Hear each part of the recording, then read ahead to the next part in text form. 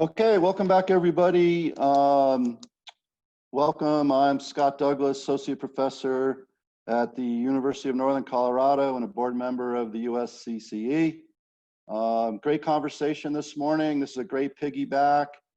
I'm pleased to moderate this session. We have a great panel, and we're going to discuss moving on from collaboration to partnerships and how they can be used to support quality coach education and coach development. So today we are joined, we have 5 panelists. Hopefully we'll have time for questions and answers or breakout rooms at the end. But our 5 panelists, first we have Dan Mills, who's the Assistant Director of Training for the U.S. Center for SafeSport. We have Betsy Douglass, no relation. She's the Operation Outreach Education Manager for USADA. She's with Tru Sports. Wayne Moss with the National Council of Youth Sports, the Executive Director. We have the Senior Manager for Special Olympics, Scott Weaver, with us today. And our last guest, Shellie Pfohl from SIGA America and the former head of the President's Council for Sport, Nutrition, and Fitness under President Obama and CEO of the U.S. Center for SafeSport. So we'll start with Dan and go down as we've been doing all through the summit. All right. Thank you all for taking your time out of your day to join us this afternoon. Special thank you to Kristen, Scott, the rest of USCCE for putting this on.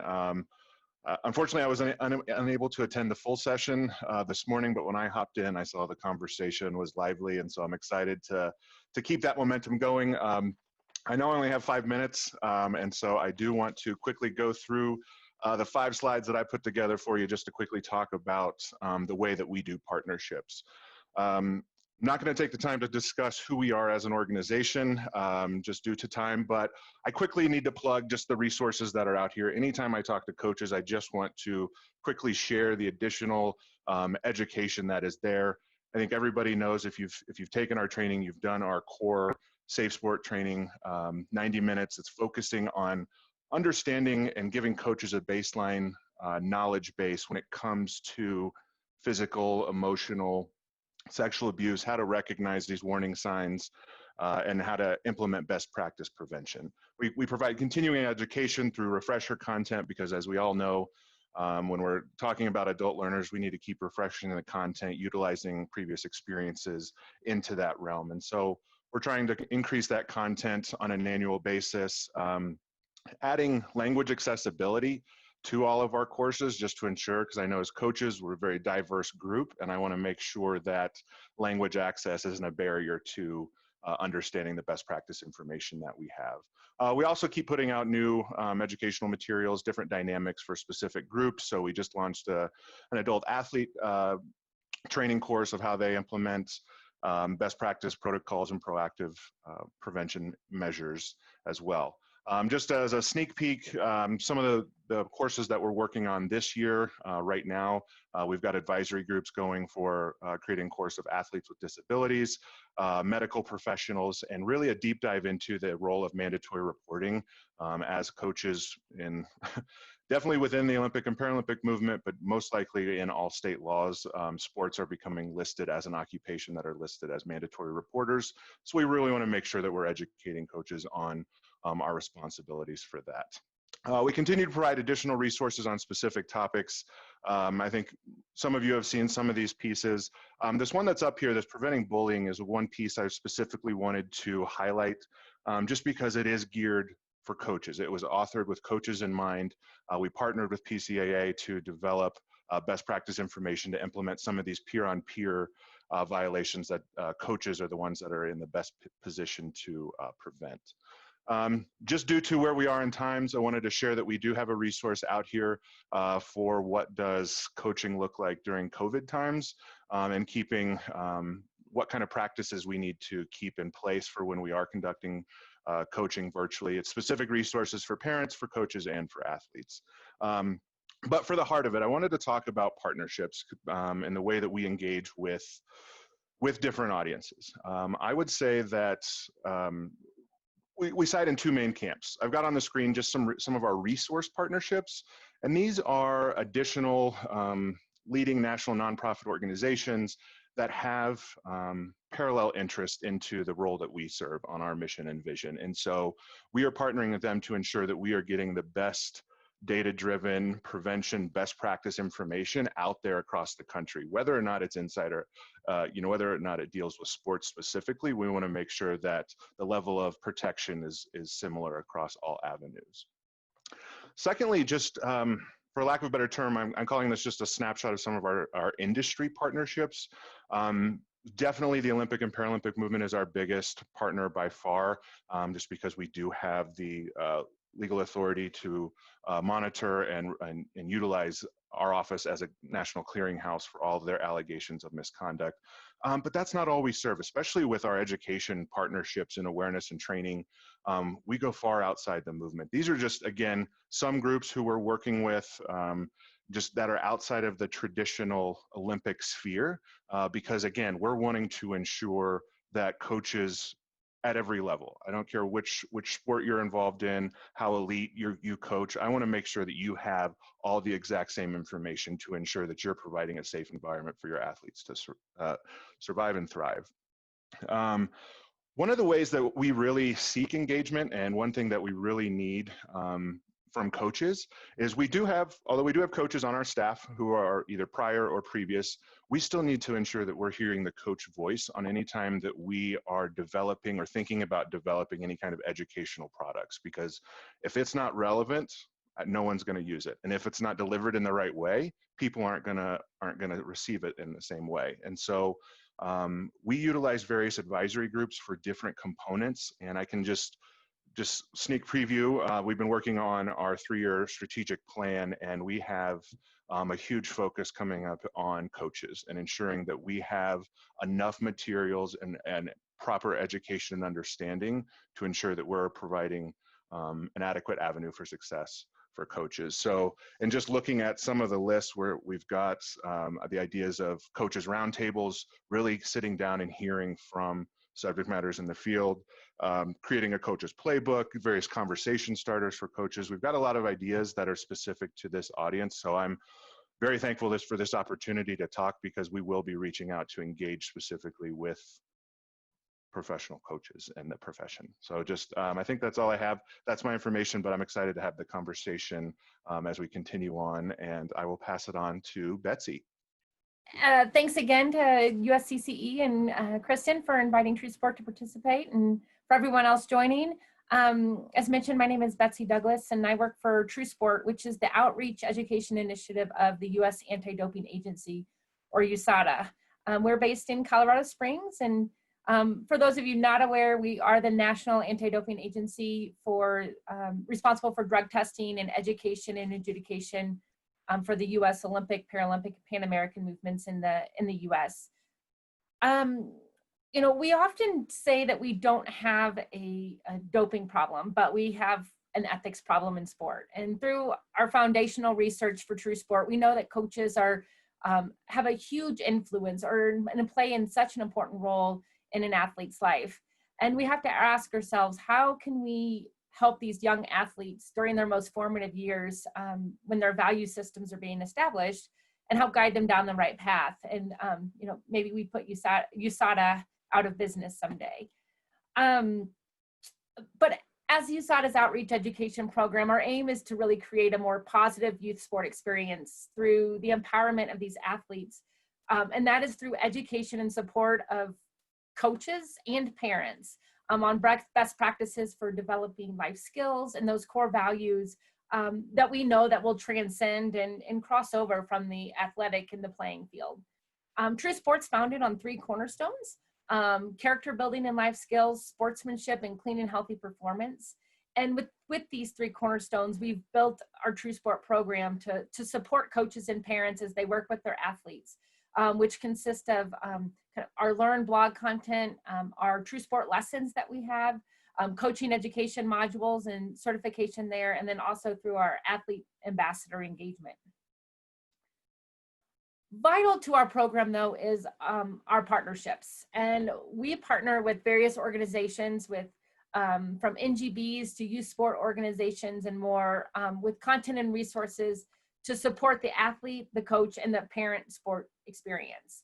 And our partnerships really help us navigate kind of 3 different areas of challenge or opportunities, however you'd like to see them. One being distribution. Our partnerships with, like I mentioned, the NGBs, youth sport organizations, sport camps, help us solve distribution, which is our greatest challenge.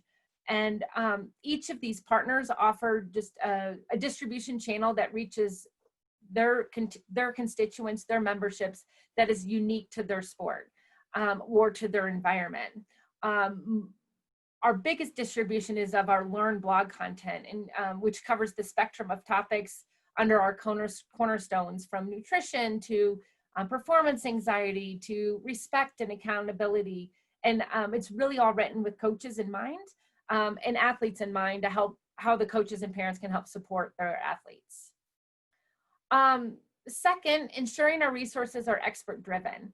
Our ability to attract and obtain experts has really helped us become more than just a fluff piece of USADA, and more than just kind of a mommy blog with content.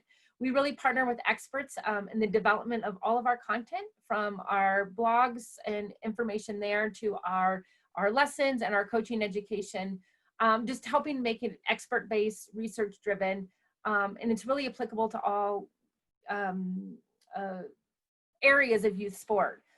Most recently, we worked with a lot of our partners and our experts at the outset of this pandemic to release our Q-tips, which was our coping with quarantined life, to help support coaches and parents as they're now supporting their athletes who were grieving the loss of their sport and making sense of their new day-to-day normal, and and parents trying to figure out, how can I help keep my kid healthy and fit during this time while we're kind of now at home more.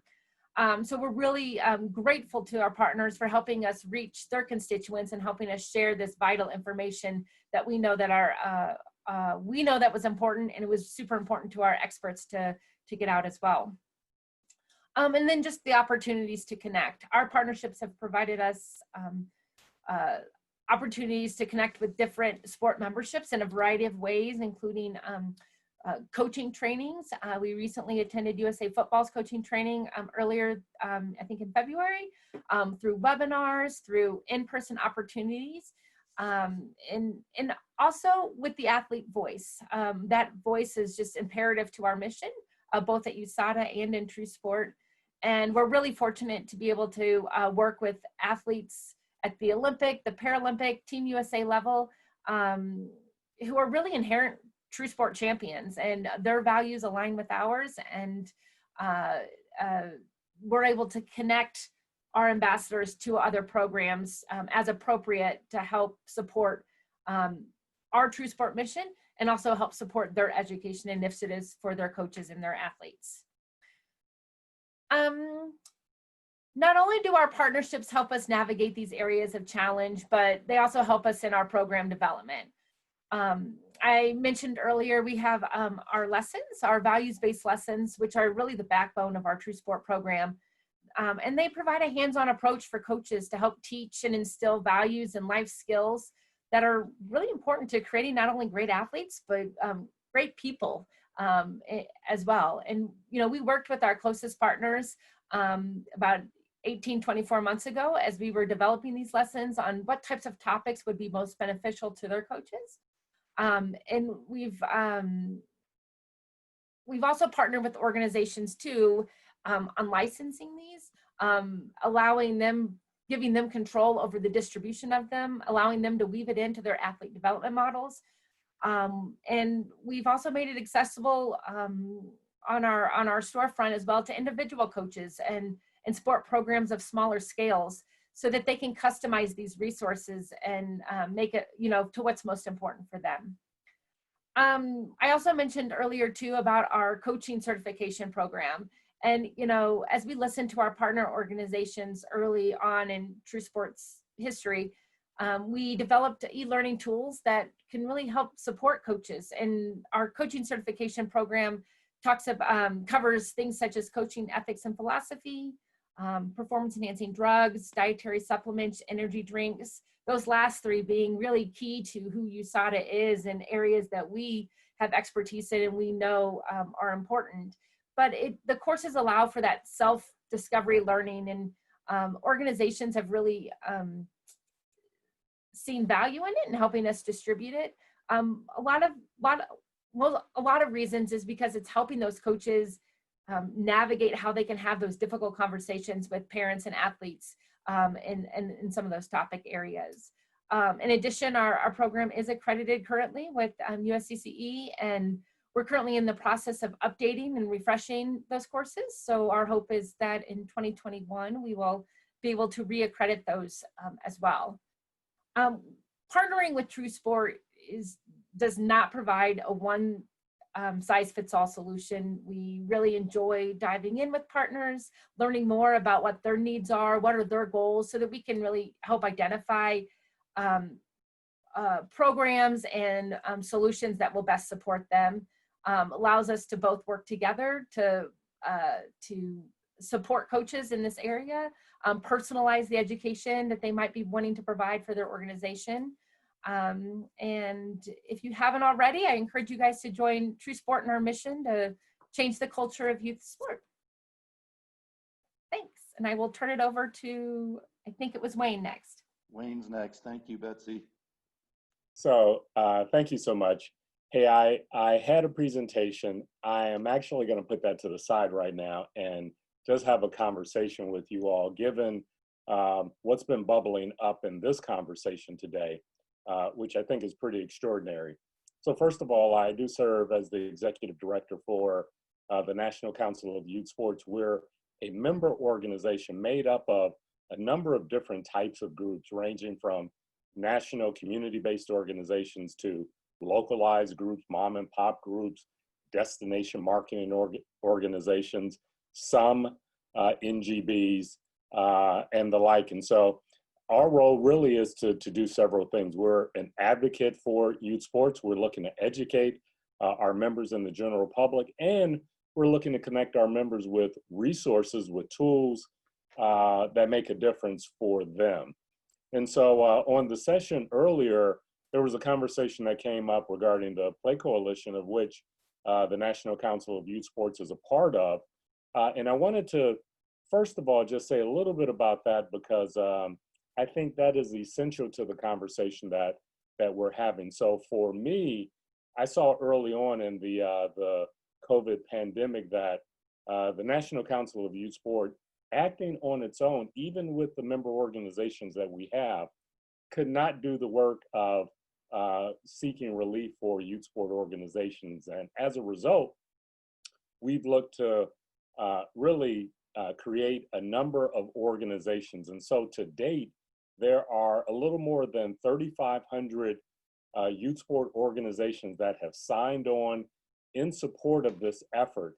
And again, they're from all different parts of the youth sport sector. And we believe that it's important for youth sport organizations to all really have their voices heard. Right now, I'm putting in the chat box the call to action right now.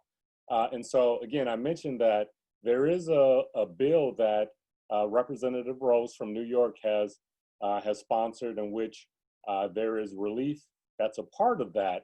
And again, it's important that that your elected officials hear from you. So we've stood up a website with a letter writing campaign that's easy to do. It literally will take less than 60 seconds. There's the link in the box to do that. And so you click on that.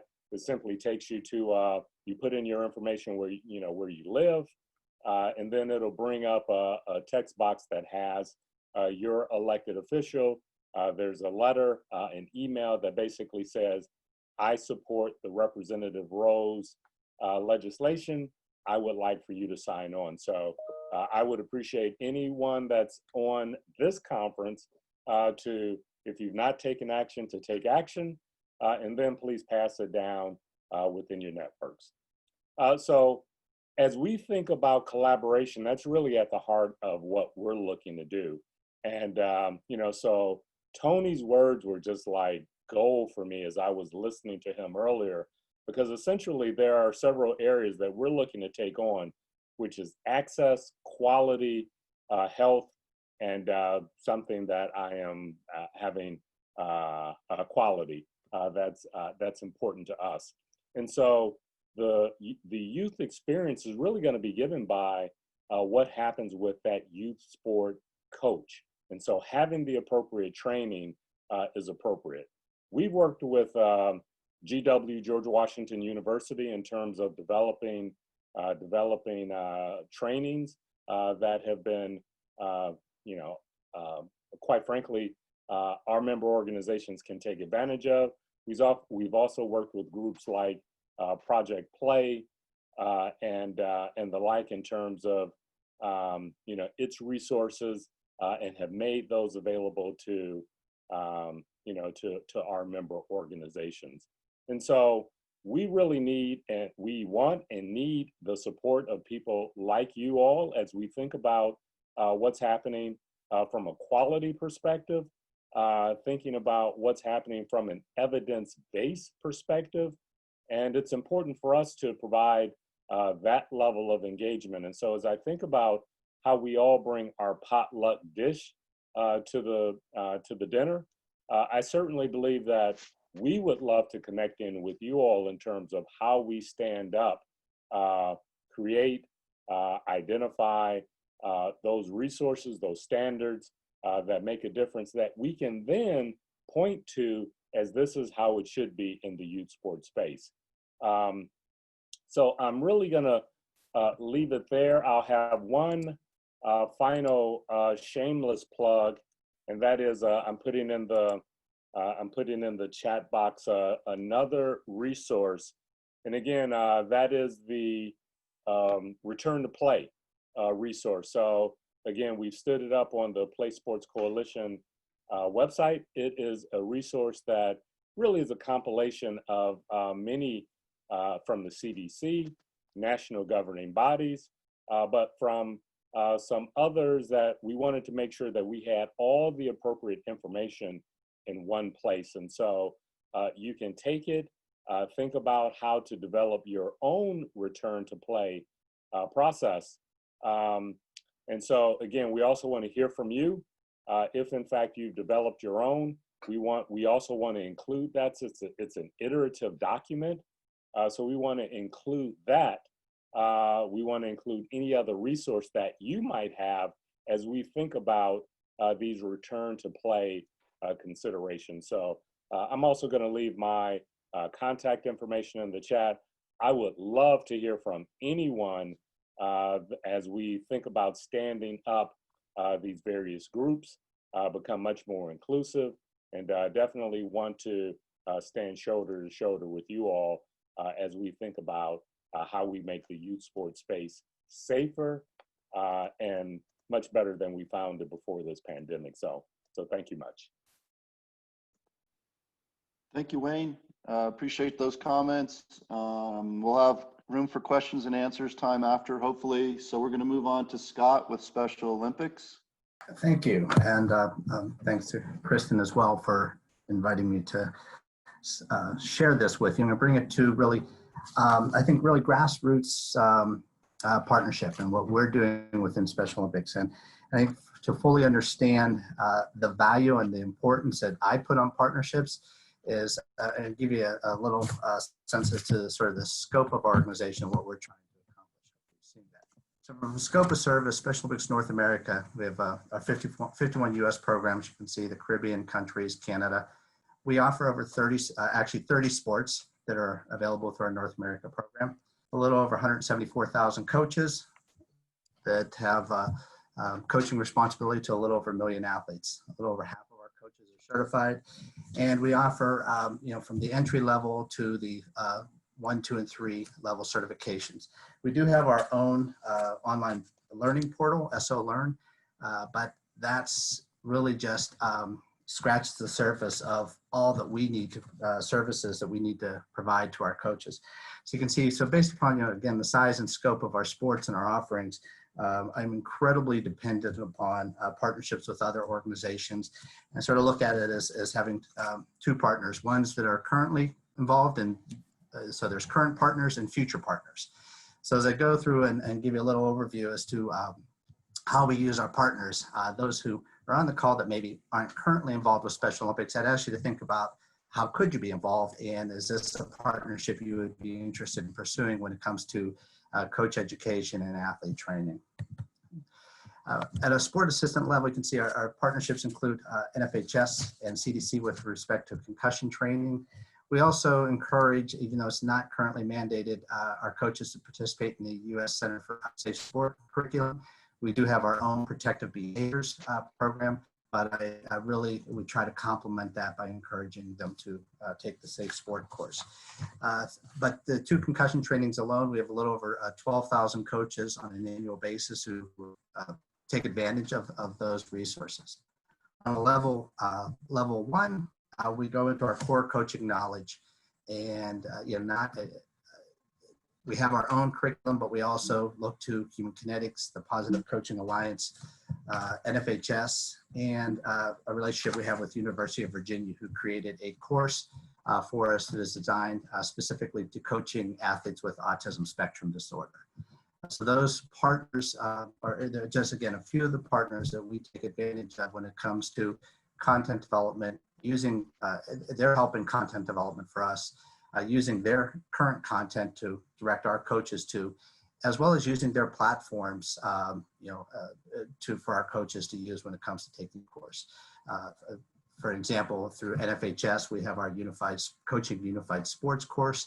They helped in the development of it, creating the content, but also house it, and we're averaging about 6,000 coaches a year taking that course.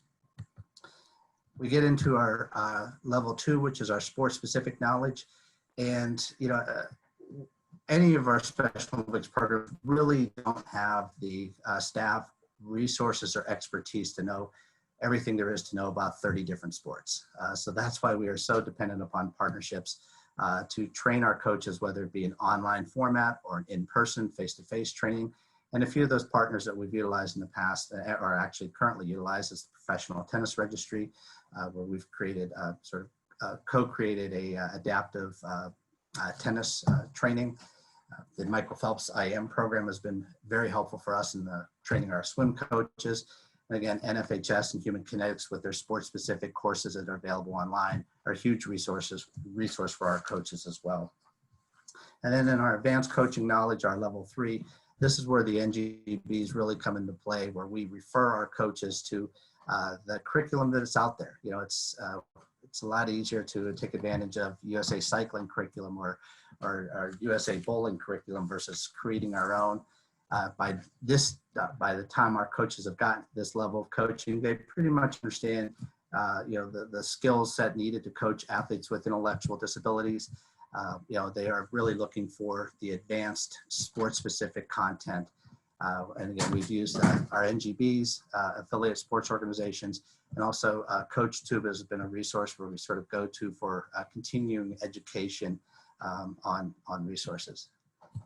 And this is rather small, but I want to provide as an example. And this is sort of an ongoing document that I continually update with regards to the sports that we offer. This is just a sampling of them, and the resources that are out there. The source that it comes from, a link, and the price point. And we provide this out. Again, constantly surfing the web, visiting NGB sites, sports federation sites, looking for those. The training materials that all of you have out there, and we reference our coaches to those, and it's a lot more affordable for me to do this than to create a coach course specific to sailing. It's much easier for me to use USA Sailing's curriculum than it is to create my own. And I think one of our, I'll put this up here as one of our most important partnerships is what we have, the partnership we have with USCCE, where we are a level 3 accredited program, and feel that accreditation certainly, our curriculum has been vetted.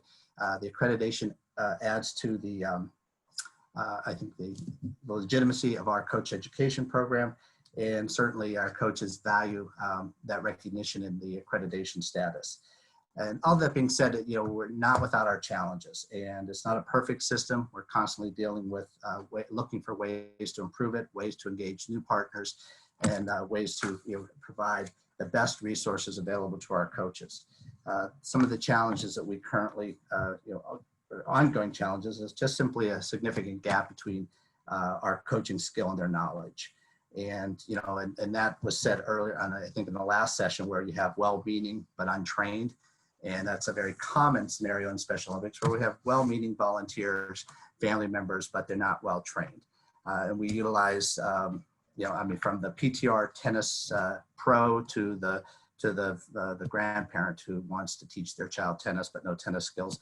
So we really, again, try to have the resources either through Special Olympics or through our partners to get them to a level where they're proficient to be on the field of play working with their athletes.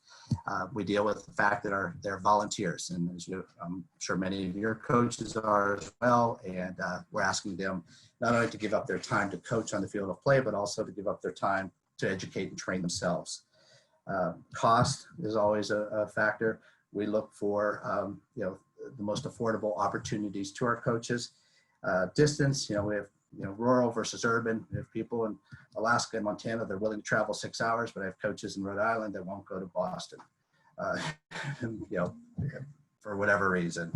And it varies. And our program resources, you know, what's out there in our programs as far as staff when it comes to coach developers is anywhere from a full-time employee to no employee at all. So our coaches on a local level, you know, the level of support that they have may vary from program to program. And our, you know, ongoing effort to create our own content to complement the sport specific and other content that's out there is just limited to really time and financial resources. So my call to action to those of you who are on the phone is, if you know your organization you feel would be a fit for Special Olympics and when it comes to coach education, and we would welcome that opportunity to explore partnership opportunities and to engage and introduce our coaches to all the resources that you have available within your own organization. And I'm going to turn it over, thank you, and turn it over to Shellie. Okay, while we're waiting for Shellie to come on, Scott, could you just comment? We've been talking about appropriate training for coaches. So what would a volunteer coach be looking at to come into your organization as a coach? Very first thing, to complete an application and a background check. And they have to complete their Our Protective Behaviors course. They have to do the concussion course, and they have to do a general orientation to the organizations. So that's their entry-level sport assistant. If they want to then move into a coaching status, then that's when they start taking the core coaching courses in sport specific. Okay, thank you very much. Great, hello everyone, and great to be following such wonderful colleagues. I am not going to be sharing slides, and I'm going to keep my comments short so we can open it up for some verbal dialogue. I've been trying to follow some of the chat as well, so there's great and robust conversation at hand, so we will get to it. So as Scott introduced, my background's largely been in nonprofit sport, health, fitness arenas, both from the state, federal, as well as international level. I've also spent some time at the state and federal government, and a little bit of time in the private sector as well. And so when we think about partnerships and looking at how we develop really win-win and sometimes win-win-win-win-and-win scenarios, sometimes these are easy. They make sense, all the puzzle pieces fit together, and other times they're really hard, right? And sometimes it's those hard ones that we really persevere on, that come together, that become the most meaningful. But what I wanted to share, one of the things I wanted to share, certainly just so I don't forget, is my background again has been with, certainly time with the President's Council on Fitness, Sports, and Nutrition under the previous administration. Also time with the U.S. Center for SafeSport, and most recently, I've been working with the Sport Integrity Global Alliance, and I'll put up their website here in the chat room when I can. But the Sport Integrity Global Alliance is the largest coalition of sport organizations around the world that are focused on sport integrity specifically. And obviously many of the issues that we've just been talking about. So from a governance standpoint, or whether that's gender and racial equity and equality issues, among many other things, financial integrity, sports betting integrity, and youth development and protection of athletes. And Kristen mentioned our universal standards that we have developed and are working on in that youth development space currently. So I'll put up that website so you can check that out as well. So again, what I wanted to share is another thing I wanted to share is that I hope that, and I know all of you are here representing mostly various organizations. You may or may not be a coach yourself. You're looking at ways to educate yourself and or the coaches within your organization. And I just wanted to say thank you. Thank you for all that you are doing, that you have been doing, and not to lose sight of how important the work is that you are doing each and every day. I know sport coaches changed my life for the better from a very early age, you know, into adulthood and into the collegiate level, et cetera. But my life would be very different without the awesome and wonderful human beings that were my sport coaches as a young individual looking for a place to belong and for a team and for someone that really cared about me as a person. So in all of our discussions, I just wanted to say thank you for all that you are doing each and every day. Now we're seeing in the midst of this, of the virus and in the midst of our racial unrest, et cetera, we're seeing how coaches continuing to impact even from a distance, even and showing up on a doorstep of one of their team members to share a resource, to share a encouragement, et cetera. So our coaches continue to step up, even from if they are distancing and as we're coming back together. And thank you, Wayne, for sharing that resource as well as in terms of how sports are coming back. So again, thank you. I also think that the very character attributes that we are taught through sports, largely through our coaches, these are the very character attributes that will get us through these tough times. The very character attributes that will lift us up, that will calm us, that will inspire us, that will activate us in ways that we might feel led to be, to movement, if you will.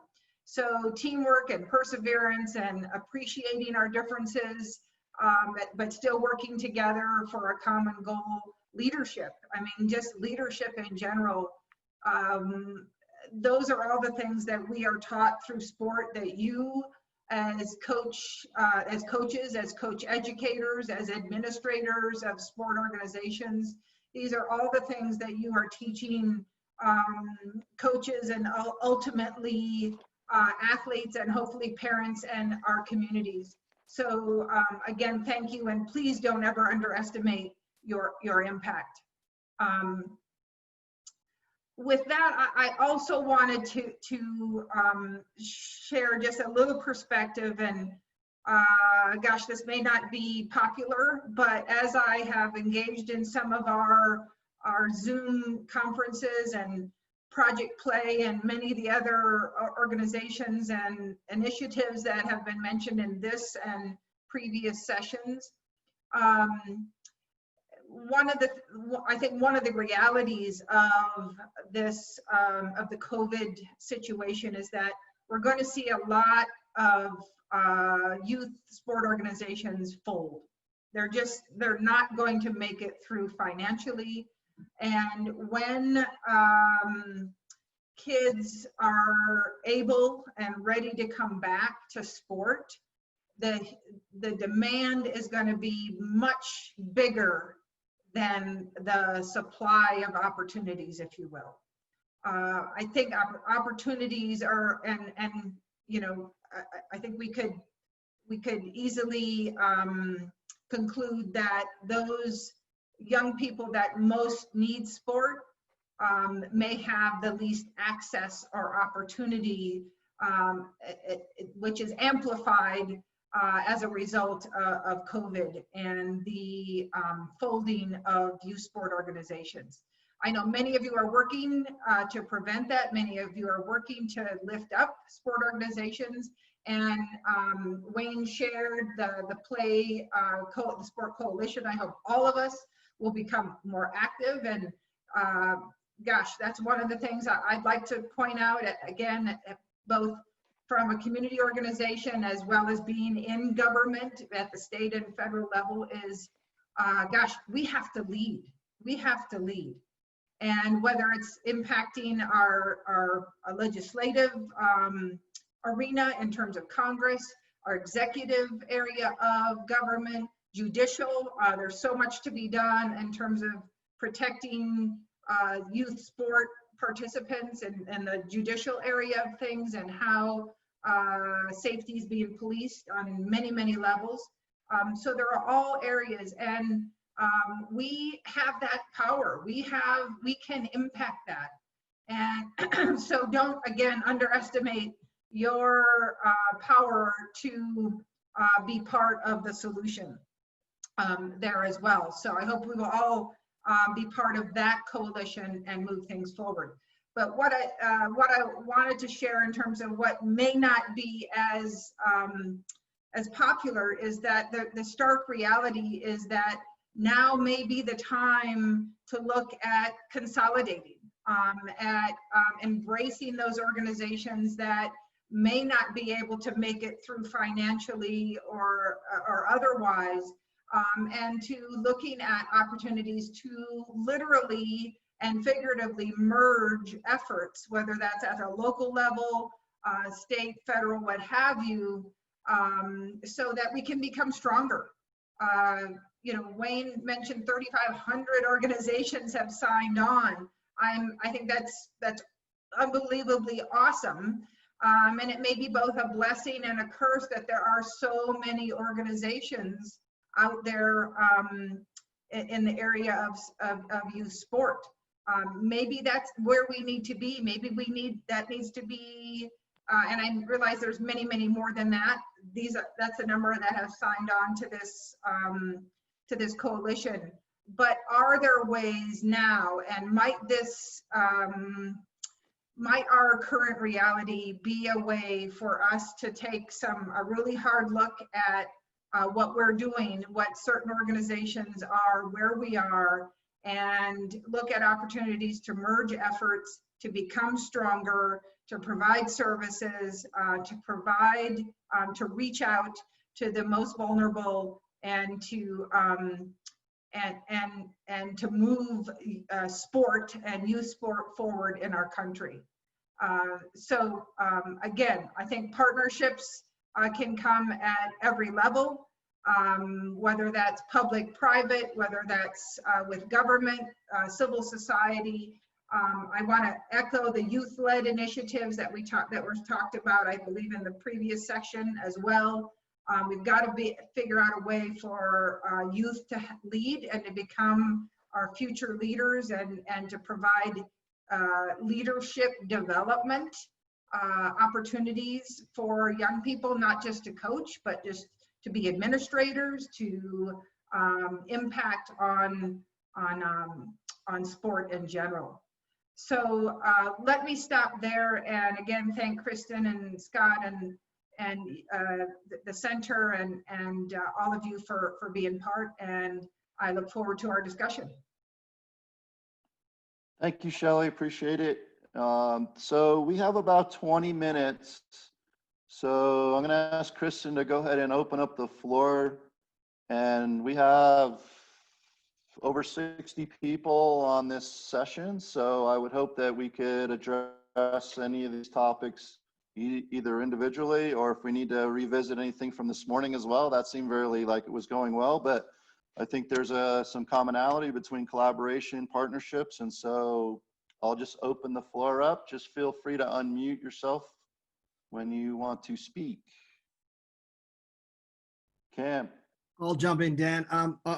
Dan, I was curious about SafeSport and where things are heading. You know, I think there is some lively conversation, a couple of points there with regard to the role that NGBs are utilising SafeSport. But can you give us some insights as to where things are heading? Sure. So as I mentioned, and appreciate your feedback, Cameron. I know we've crossed paths several times, so always appreciate your interest. And so yes, we're definitely buckling down to see where are we headed as this, because I think we've finally gotten to a point to where we're starting to fine tune policies and procedures, not necessarily starting to establish policies and procedures. So we have a little bit of ability to kind of listen now instead of react to a lot of things. And so that's kind of where we're headed. All of the, as we build up our content development team, which is amazing, the fact that I can say that we even have a content development team, because I know when I came on, you know, I was the trainer creating my own content. So the fact that we now have staff dedicated to this, they will be conducting focus groups on any new content that comes out or on any revisions of existing content, just to ensure that, yes, we understand that this, and I've seen the conversations in the chat and with private comments as well, talking about just the way that this athlete safety came about in sports, or at least our center for SafeSport came around. It was more focused on, I think, some coaches were thinking of it just from a risk management perspective, and we weren't really focused on the culture aspect and truly digging into what has caused some of this, what are we still working on that's just old habit that we got to break from, we're trying to take some time to kind of slow down and just have that conversation, because as we've been talking about with partnerships and collaboration, you have to have candid conversations about where you're coming from to understand what's your prevailing principle. Why are you doing what you're doing? What's your aim? And so that's the piece I'm excited about, is we've got, you know, 2 PhD level folks in adult learning theory who understand this concept. So we're not just going to be, you know, death by PowerPoint. We're not going to be just hearing a policy and harping on it year after year. It's wanting to be more engaging, because the more I learn about adult learning theory, the more I understand that we as adults, we as attendees, we have to share our perspective. We've got the expertise. Anytime, you know, a trainer is in the room, they have the least amount of experience compared to the entire audience as a whole. Everybody's coming with this. And so we want to make sure that those that we serve, coaches, athletes, trainers, anybody involved in the sport community, can see their voice in the content and in the policies that we create to ensure that it's adopted. Because if the buy-in isn't there from the onset, then it's just going to be a risk management issue. And that's not what the center is designed to be. Hey, Dan, this is Heidi. I would just ask from the coach's point of view that, you know, the coaches, they have been told for a number of years, don't do this, you can't do that, this is against the rules, so on and so forth. But what's missing is the creative thinking and the problem solving of what we can do. What are the tools and strategies that coaches can use to deliver the technique safely, by the rules, by the policies? But what does that look like? That is nowhere. And the coaches are left to themselves to make the mistakes and then get in trouble and then make the changes. And I just really feel like that's a huge piece of the education that's missing. I would definitely agree with you. And I just had a brain lapse. Can you ask me start that statement again? I just had it ready, and then, yeah. Can you reprompt me, Heidi? I'm sorry. Yes. Oh, I was just saying that the coaches, the coaches have heard all about what they can't do. Oh, yes. So Thank you. I frequently say in my trainings, when I was able to go out and travel, that I don't want the center to be notified as the don't do that police. That's not what we are. And I don't want to, and our staff, is in lockstep. We don't want to vilify or, put down coaches. That's not what we're trying to do. And that's not what the message is, because we want to champion the valuable relationship that coach athlete develops, that's an appropriate way to mentor somebody, pushing us beyond our abilities. That's a great role, and you learn so many skills. As Shellie mentioned it, thankful for her coaching experience. That forms us outside of sports as well. And so I 100% agree with you that we do need to make a more concerted effort to highlight the creativity, not from our perspective, but that we already see out in the field. I mean, especially even watching since the global pandemic, the way that coaches have been getting innovative in still making sure practices are happening, or still making sure that athletes have their needs met. I think we just need to have a better voice a louder voice in sharing those best practices that coaches are already doing, because it's not necessarily something we need to create. I think we just need to utilize our partnerships and share what is already being done. So thank you for that feedback, Heidi. I appreciate that. And Heidi, this may actually be the group to help begin to identify those promising practices, those bright spots. I think you're absolutely spot on in terms of, we can all think back to being a kid. We don't want to be told what not to do. And so, I envision a time in which we actually provide youth sport organizations and coaches with a toolkit of those kinds of things. And so, as we think about this collaborative effort that we may be in, again, I think this collective body might be one in which we're beginning to identify what those bright spots look like. But I would add that the don't do that component is an important, significant component. My sport has a long history of fencing coaches marrying their 16-year-old students, which is sort of icky. And just in the last year, I've been personally aware of at least 2 incidences where athlete-to-athlete harassment took place, and coach-to-athlete, or excuse me, coach-to-coach harassment occurred. And from personal experience, knowing the people involved, one of them was my athlete, the other is a coach that I have known for a good number of years and who I highly respect. The ability to have somebody step in and say no. And unfortunately, at least in my sport, because we have a large number of coaches who are not US born, not US raised, who have value systems about how it's appropriate to interact with other people that are based on their dominance capability.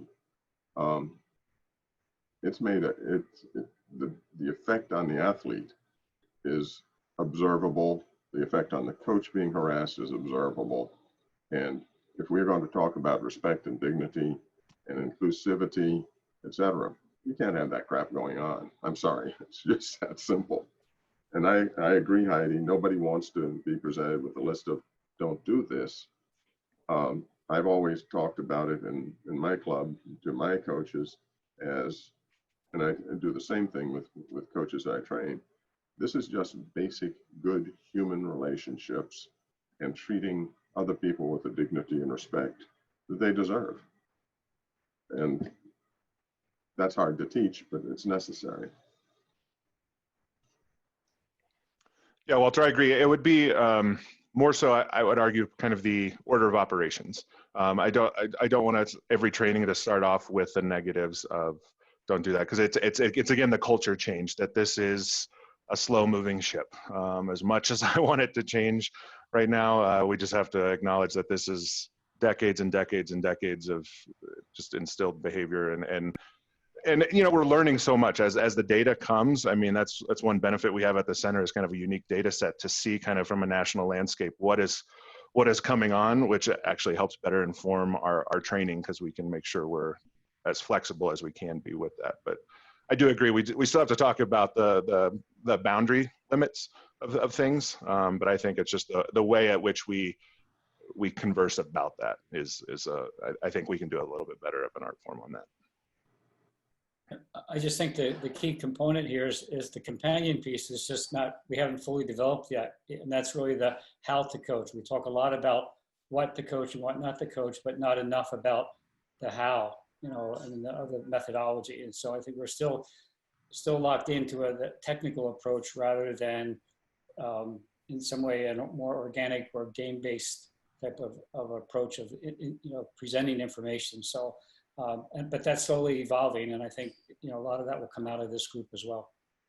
For me, I think it highlights a really interesting piece around this conversation of the complexities of the space, right? That we have volunteer coaches who were being asked to run classrooms, in essence, when they're on the field with the athletes, with very, very, very little training. And the idea that we can give them a sheet of paper and that's somehow going to help them might be a bit of a tall order, knowing that the research we know about teachers is that it takes a long time for well-trained teachers to move past the novice phase of teaching, where they focus on classroom management and it's a big challenge. And so to put a parent into a setting with a large group, or any novice coach into a setting with a large group of kids with just a couple of bullet points ideas, maybe where we really have to step back and look at our systems of coaching education.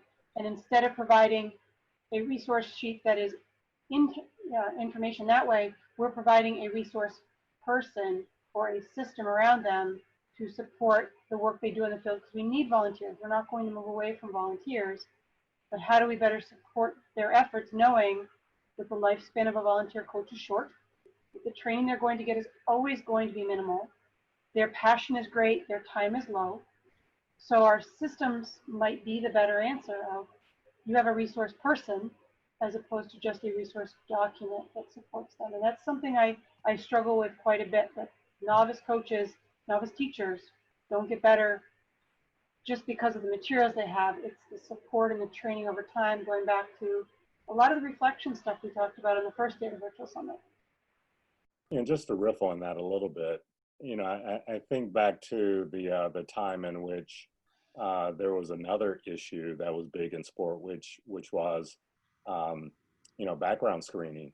And, I would assert that as there became more awareness about that particular issue in organizations that took that on, and may have even had training about things to look for, while all of that training may have been important and may have been good, I think the structure itself is the thing that made the biggest difference within those systems, that there was a culture of lack of tolerance or a culture of understanding, and that helped to reinforce whatever may have happened from a training perspective. So I do think that you're on to something in terms of, looking at the systems and looking at what happens inside of the system that helps to reinforce. And, it's a great question and one that we should grapple with more. Melissa asked a great question that I'd love to hear other thoughts on, is this idea of what are the barriers in our systems that are inhibiting some of these collaborations? And I'd love to hear from the panel on that, what are the things that you think keep us from?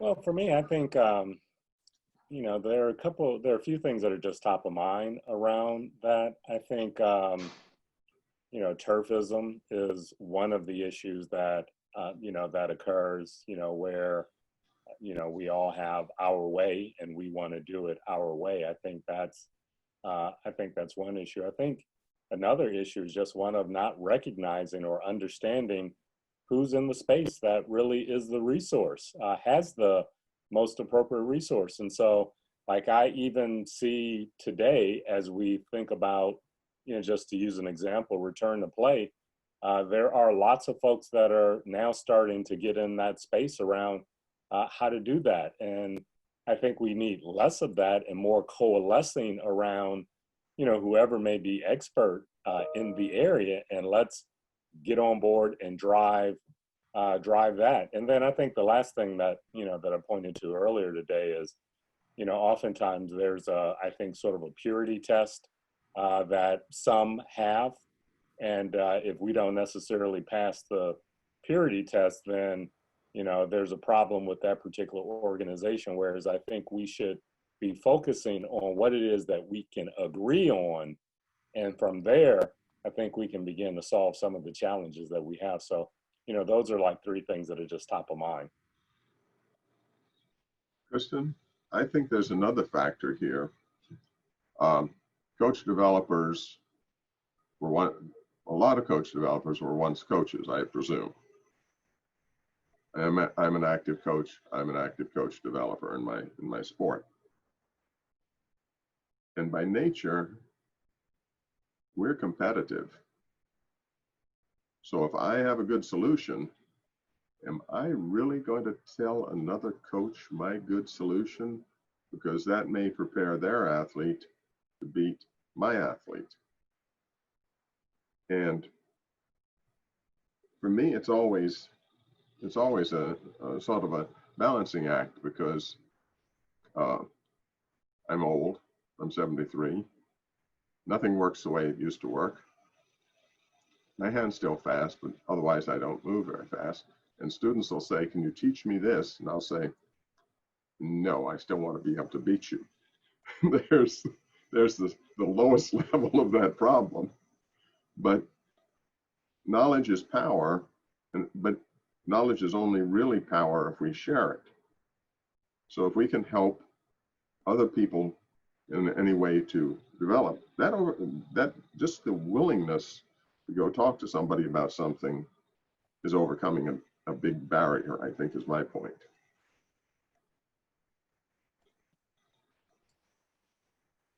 I'll offer up one other thing. Again, I think about, coaching at the highest level and sort of perhaps the inverted pyramid that we have, whereby those who are at the, at the base level are getting coaching from people like me, who, I just rolled off of the street, as opposed to someone who may have much more experience. And so, from a systemic perspective, that gets to ensuring that, young people who are just starting get the best coaching that keeps them involved, more young people in the pipeline that supports all of us in what it is that we're looking to do. And so I think that's one of the fundamental issues that somehow we need to grapple with. How do we ensure that young people at the base get some of the best coaching? I was going to say that this whole business of getting the young people exposed to good coaching can start really very young. We tend to think, okay, has to have a college degree, has to have been in the sport X number of years, et cetera, et cetera, et cetera. I routinely train my 14-year-olds in basic principles of coaching so that they can help new fencers. I'm in the background supervising that, but they get leadership experience, they get teaching experience, and by the way, they actually learn how to do the technique better. So I think that engagement in coaching can come in a wide variety of age groups and a wider variety sometime of roles that we normally think about. I'll just kind of echo what one of the points Wayne initially made was just you don't know who's in the space necessarily sometimes. And I know that's been one component that I experienced at the center when I first started was just name recognition. People didn't know who they have to go to for what or what the requirements are. And so I think, Wayne, that's a key piece is for kind of every organization to check their ego at the door and just come in and say, here are the resources that we have for athlete well-being, like, or for culture changing, or making this better, and just highlighting that and coming in and keeping up to date with organizational changes, initiatives, projects, because I mean, I feel like my job at the center is to be a flag waver for all the great work that's going on in the center, the resources, the change that's going on. But I want to do that for other organizations as well, because we don't have the time to recreate wheels and best practices and resources. So I think that's the key piece, is conversations like this, to where toothpaste is out of the tube. Once you know about a resource, you can't forget it. Saying I always say. So I think everybody leaving this conversation now has resources that when we talk to coaches, when we talk to other community members, it'll be, oh, have you heard about or thought about or read this or implemented this program? And I think I started at the barrier, but I know the solution. It's just a timing piece and willingness to have egos checked at the door and just focus on the common cause of where we overlap. Well, I know we're rounding out here at the time, and Scott was having a little trouble with his internet connection, so I thought I would sort of pull it together and move us into our final session. One of the things I do think we need to consider, and that if we're thinking action item, we're saying focus on action items that we can all do, is that reminder that we often need to do a lot of education of those around us, particularly those on the business or leadership side of our organizations who don't understand education, don't understand adult learning theory, and don't see the difference between content and actually teaching and facilitating learning for our coaches. And so that's something that perhaps we can be working together to do if we're trying to help facilitate these partnerships and these changes, because while we make the partnerships and we're excited about them, they got to be blessed by those powers above us that checks and do all the other stuff. And so one of those things that definitely is a collective thing that we can do. Thank you very much to our panel, to Dan and Shellie and Betsy and Wayne and Scott. Some really interesting insights about ways programs are thinking about and addressing these partnerships and growth opportunities. And to Scott, I know you had a little trouble at the end with your internet, so thank you for facilitating. We're going to go ahead and take a 15-minute break. Those of you who are panelists in the next section, I'll get you in about 5 or 6 minutes and put you in the green room. Get up, move around, don't sit still, and we'll see you back for the final session of the summit in a few minutes, looking at hybrid education models and some really cool things going on, both in and out of academic and sports spaces. So see you all soon. Thank you again. Thank you, everyone. Thank you. Thank you, panelists.